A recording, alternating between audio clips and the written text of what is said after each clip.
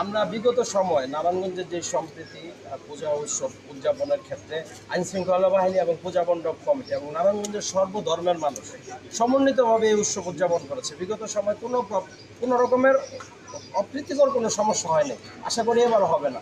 কিন্তু একটা বিষয় আমরা পরিলক্ষিত হয়েছি যে প্রতিটা পূজা মণ্ডপে এক একটা মানুষের এক একটা মোবাইল, অনেক গুরুত্বপূর্ণ বিষয়। আপনারা যে নিরাপত্তা রাখবেন এর মধ্যে কি এই বিষয়গুলি দেখবেন কিনা? অনেক মোবাইল হারানো যায়। পরিবার পরিজন নিয়ে তারা যখন আসে, আপনাদের যদি বাড়তি কোনো নিরাপত্তা থাকে প্রতিটা মণ্ডপে, যেন এই ধরনের চুরি ছিনতাই এই বিষয়গুলি না হয়। দেখেন, এই চুরির বিষয় প্রত্যেকের ব্যক্তিগত জিনিস কিন্তু রক্ষার দায়িত্ব, ব্যক্তিগতভাবে সতর্ক থাকতো। আমার জিনিস যাতে কেউ নিতে না পারে, চুরি ছিনতাইকারী। এখন আমাদের প্রোটেকশনের ব্যবস্থা করা হচ্ছে। আর র্যাব কীভাবে প্রোটেকশন দিচ্ছে সেটা আমি আপনাদেরকে বলছি যে আমরা আমাদের তিন স্তরের নিরাপত্তা, যেটা হচ্ছে অলরেডি গোয়েন্দাটা সাদা পোশাকে আমাদের গোয়েন্দা নজরদারি থাকবে।